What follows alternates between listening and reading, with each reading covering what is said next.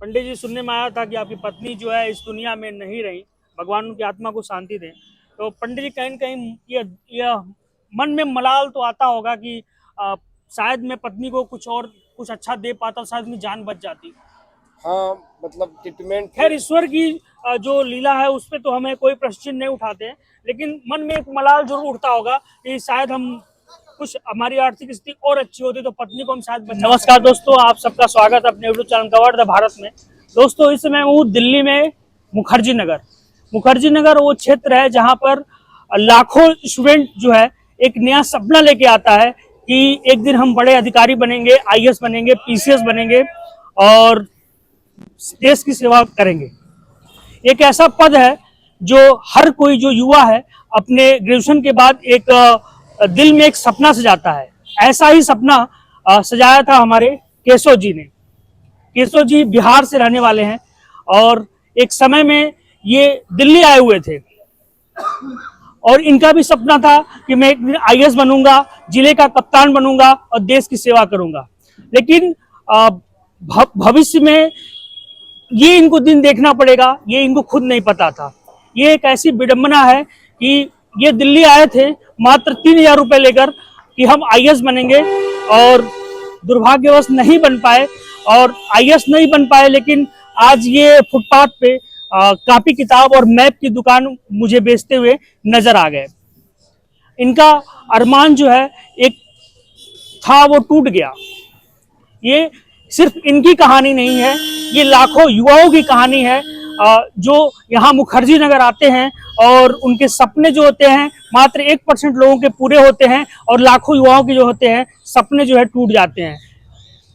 कौन किस परिस्थिति में जीवन यापन करता है ये तो हम नहीं कह सकते, लेकिन जो पांडे जी ने जो क्षेत्र को चुना है, मैं इनको दिल से सल्यूट करता हूँ और इनसे हम कुछ जानने का प्रयास करते हैं कि किस तरह इन्होंने अपनी जो यूपीएससी की तैयारी की उसमें किस किस दिन को देखना पड़ा।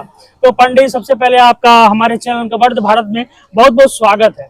तो पांडे जी, सबसे पहले ये बताइए, जब आपको दिल्ली आए हुए लगभग 1 दशक हो गया, स्टार्टिंग में आपने काफी संघर्ष किया, तो उस संघर्ष में कुछ थोड़ी सी हमारे दर्शकों को बताइए कि आपका संघर्ष कैसा रहा थोड़ा सा। मैं 2012 में आए थे जी। और मैंने यहाँ पे पढ़ने के लिए जो है काफ़ी जो है समय दिया जी। 2012 मैंने क्लास भी किया था एलएस में। जी। तो मैंने नाइट में फिर यहाँ पे नाइट में यहाँ रहने खाने के लिए नाइट में गार्ड की जॉब करते थे। दोस्तों, मैं आपको बता देना चाहता हूँ कि जो पांडे जी है इनके अंदर वो जज्बा था, वो जुनून था। इन्होंने पैसे को आड़े हाथों आने नहीं दिया।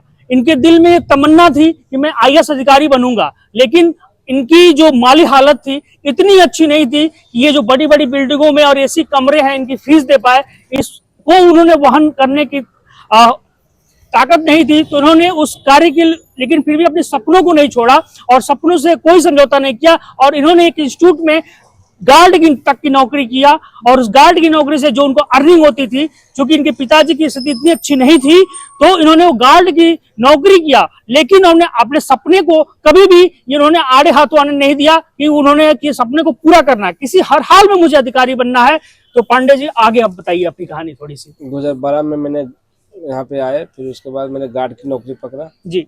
और अपने जीवन यापन करने के लिए फिर कोचिंग क्लास करते थे। नाइट में जॉब थी गार्ड की। जो लोग ये कहते हैं कि मुझे अपने सपने पूरे करने के लिए पैसे नहीं है, तो वो इनको अपना आदर्श बना सकते हैं।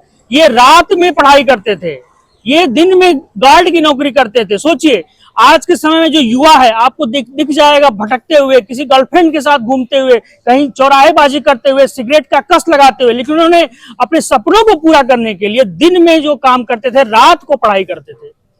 आगे पांडे जी थोड़ा। कभी नाइट में ड्यूटी होती थी तो फिर मैं दिन में क्लास, किसी दिन मेरी नाइट में ड्यूटी, मैंने सर्कल का से नाइट में ड्यूटी जी एटीएम में नाइट में ड्यूटी लगवा लिया जी। कि दिन में मुझे कोचिंग वोचिंग रहता था।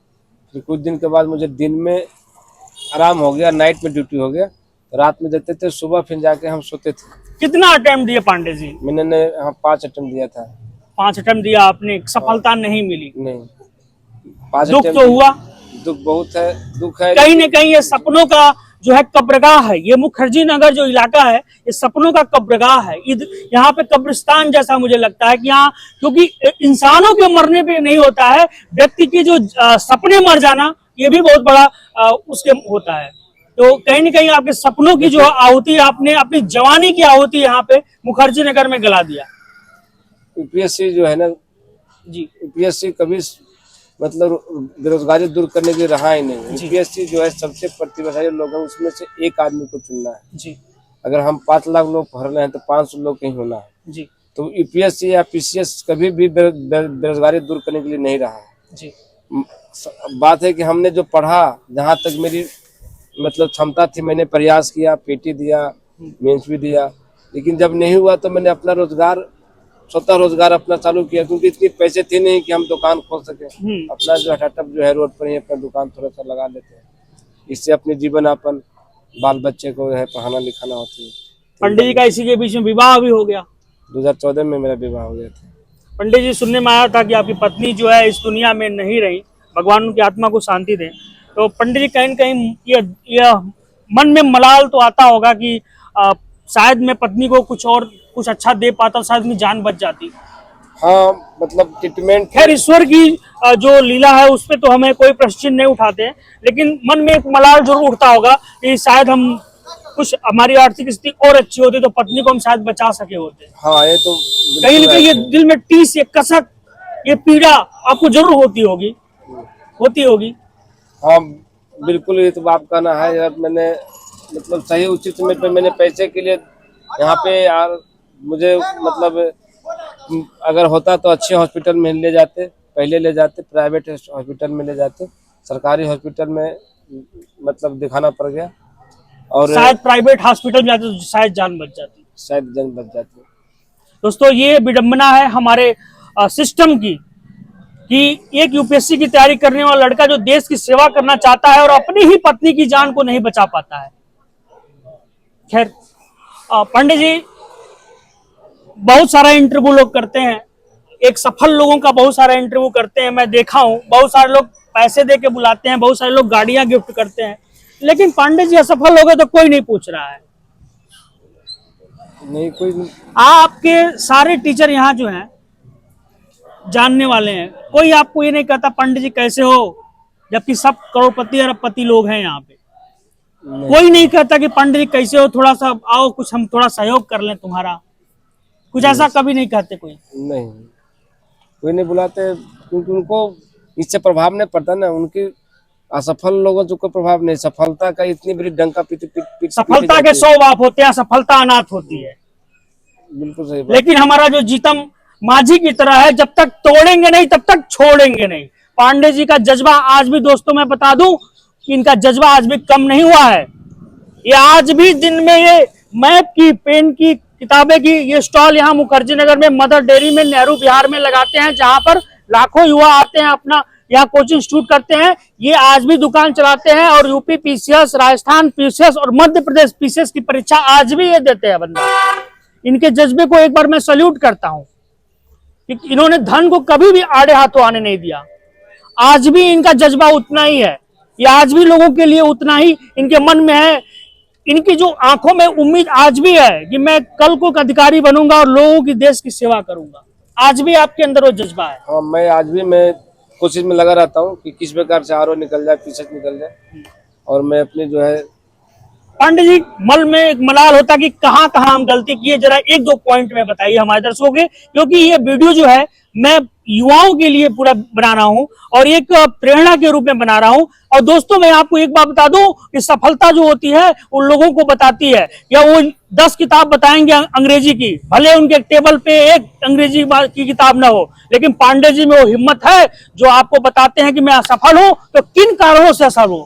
पांडे जी, 2-4 शब्दों में अपनी असफलता का वो बताइए जरा हम दर्शकों को। असफलता सबसे कारण है कि समय की बर्बादी। मैंने बहुत सारा दोस्तों से मिलना जुलना, आंदोलन वगैरह आंदोलन जो है करते रह गए। समय की बहुत मतलब चीज थी, बहुत ज्यादा जो है समय नष्ट कर देते थे। छात्र आंदोलन में आप देखे ही हैं, बहुत ज्यादा समय नष्ट हुआ। फिर दोस्ती यारी में, पार्टी पॉलिटिक्स, उसी समय 14 में चुनाव थी। कुछ लोग बताया कि चुनाव के समय भी बहुत सारे लोग, कहीं न कहीं पांडे जी का जो मन था कहीं अस्थिर हो गया कुछ समय के लिए ही। हाँ, आंदोलन के समय लगा कि अब मतलब ऐसा लग क्योंकि रहा ये था जो कि- क्षेत्र है बहकाने वाला क्षेत्र है, यहाँ बहुत सारी लीलाएं होती हैं, उस लीलाओं में थोड़ा सा आप अपने आप को कंसंट्रेट नहीं कर पाए। तो दोस्तों, अगर आप यूपीएससी की तैयारी करते हैं तो कंसंट्रेट होके और एक अर्जुन की तरह एक आंख जो है आपके नजर में होनी चाहिए और उसी पे फोकस करिए। पांडे जी से हम और जानने का प्रयास करेंगे कि पांडे जी, जो लोग सफल हो जाते हैं वो तो अपनी एक अलग कहानी बताते हैं, वो ऐसी कहानी होती नहीं है, नहीं, ऐसी नहीं कहानी होती है। क्योंकि ये युवाओं को मतिभ्रम किया जाता है। यहाँ पे एक इतने टीचर हैं, अगर 2-4 टीचर लोगों को छोड़ दिया जाए तो उनका प्रीलिम्स तक नहीं निकला है, और वो ज्ञान देते हैं, वो पढ़ाने की बात करते हैं। इस पे आपका कुछ मत है?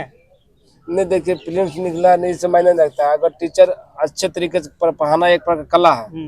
हो सकता है कोई आदमी मैट्रिक ना पास करके भी अगर मैट्रिक, किसी को मैट्रिक पास या बीए पास करने की योग्यता रखता हो तो उसकी कला है। मतलब टीचिंग करना एक प्रकार के आर्ट ऑफ लिविंग है। तो अगर उसकी योग्यता को नहीं देखा जाए, वो अगर सही तरीके से पढ़ा रहा है तो उस पर हम क्लेम नहीं कर सकते। पांडे जी, आप यहाँ पर लगभग 1 दशक अपना बिता चुके हैं। कोविड के बाद आप चले गए थे, लेकिन फिर भी ये जो क्षेत्र है, आप इस मिट्टी से कितना लगाव है, या फिर वापस चले आए? कहे मैं काम भी करूंगा, रोजगार भी करूंगा, तो इसी मिट्टी के साथ करूंगा। इस मिट्टी में क्या है?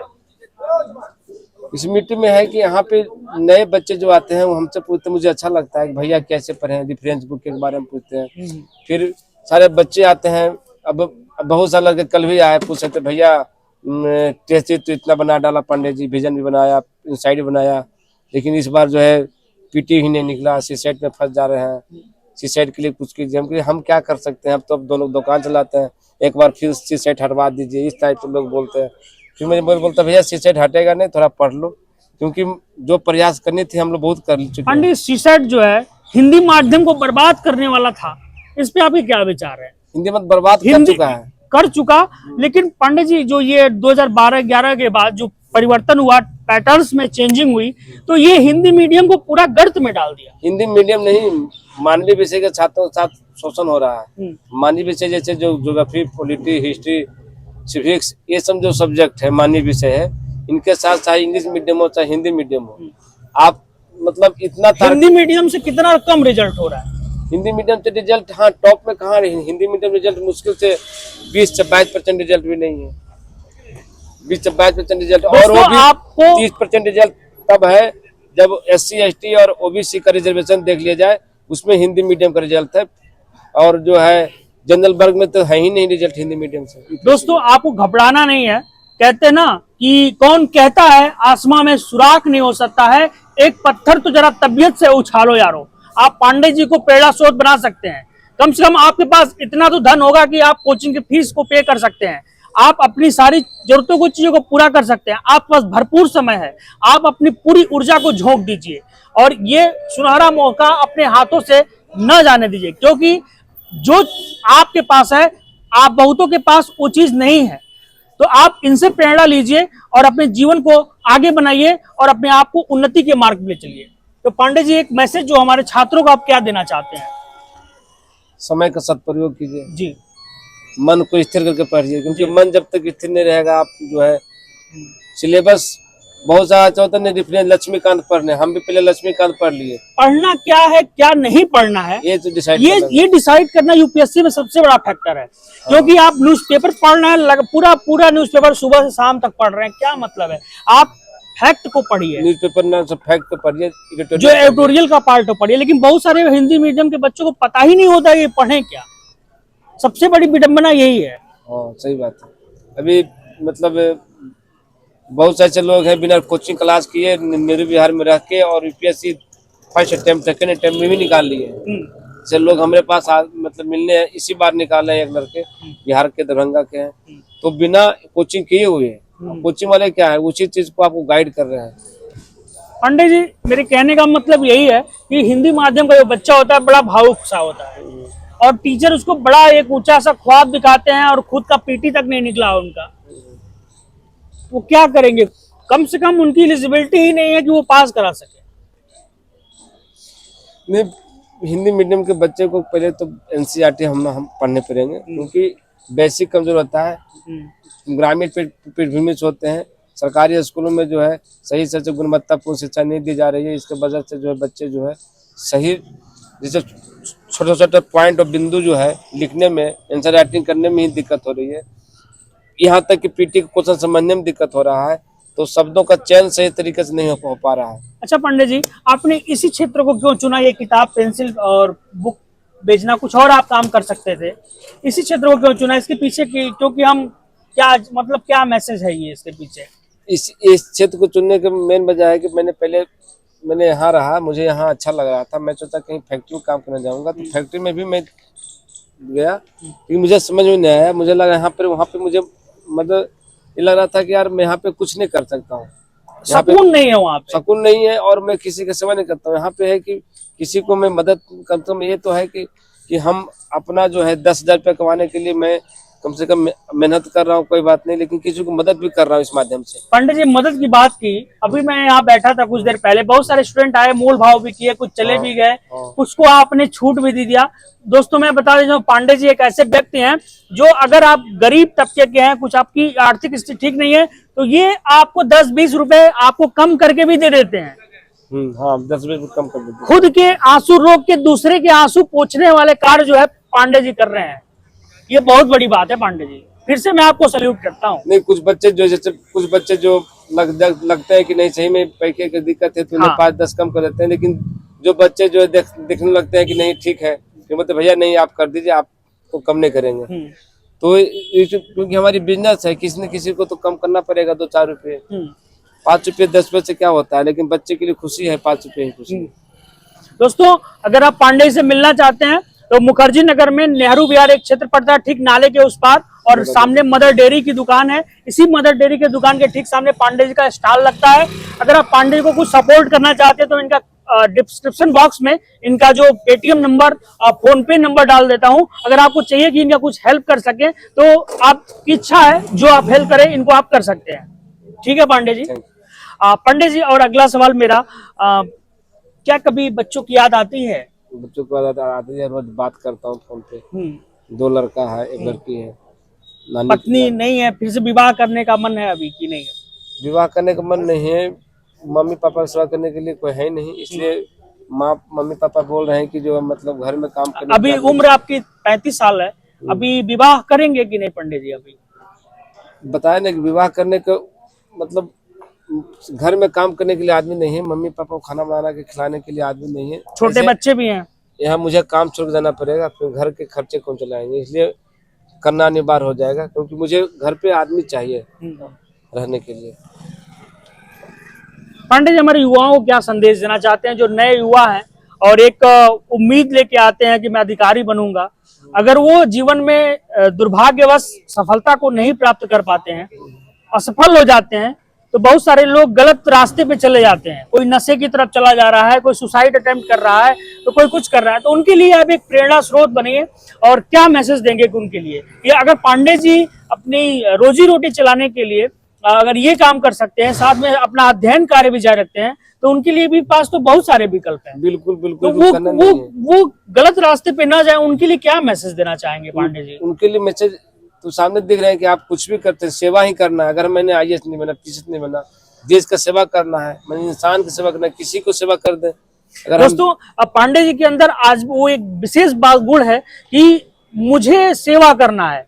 अगर IAS बन के सेवा नहीं कर पाए, PCS अधिकारी बन के सेवा नहीं कर पाए, जो लोग PCS की तैयारी कर रहे हैं, IAS की तैयारी कर रहे हैं, जज की तैयारी कर रहे हैं, उनकी हम सेवा करेंगे। हाँ, उनकी सेवा करेंगे। सेवा का भाव होना चाहिए, सेवा का भाव होनी चाहिए काम में, तब आपको तभी आप मतलब आप पांडे जी को संतुष्टि जो है सेवा करके ही मिल रही है। हाँ, और कुछ इस क्षेत्र से आपको इतना लगाव हो गया कि आपको छोड़ के जाने का फिर मन नहीं करता है। नहीं, छोड़ के जाने का मन नहीं करता। आज भी पांडे जी का जीवन जो है बड़ा संघर्षमय है। आज भी ये एक लाइब्रेरी में सोते हैं और इसी सामने होटल में खाते हैं। पांडे जी के पास कोई बहुत बढ़िया VIP कमरा आज भी नहीं है।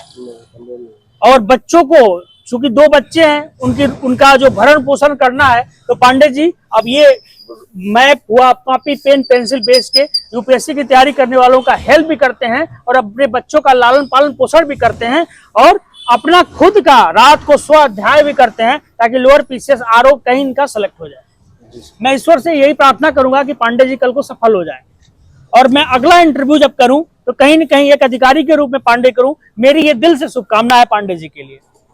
हमारे चैनल से आप जुड़े, मुझे बहुत अच्छा लगा। पांडे जी हमारे दर्शकों को कुछ मैसेज देना चाहें तो आप बताएं थोड़ा सा। मुझे तो आप दे ही दिए हैं। कुछ और आप कहना चाहें, आप अपने दिल की बात कुछ कहना चाहें तो। क्या कहें, जीने के लिए पैसे नहीं अरमान चाहिए, सोने के लिए बिस्तर नहीं थकान चाहिए। वाह क्या बात है, वेरी गुड। माझी की तरह जब तक तोड़ेंगे नहीं जब तक छोड़ेंगे नहीं। Mountain man. तो मैं आपको एक यूपीएससी मैन की उपाधि देता हूं, क्या कहेंगे आप? नहीं ठीक, आप यूपीएससी मैन हैं। जब तक तोड़ेंगे नहीं तब तक छोड़ेंगे नहीं। और उन दोस्तों को बता दीजिए कि हताश और निराश मत होइए।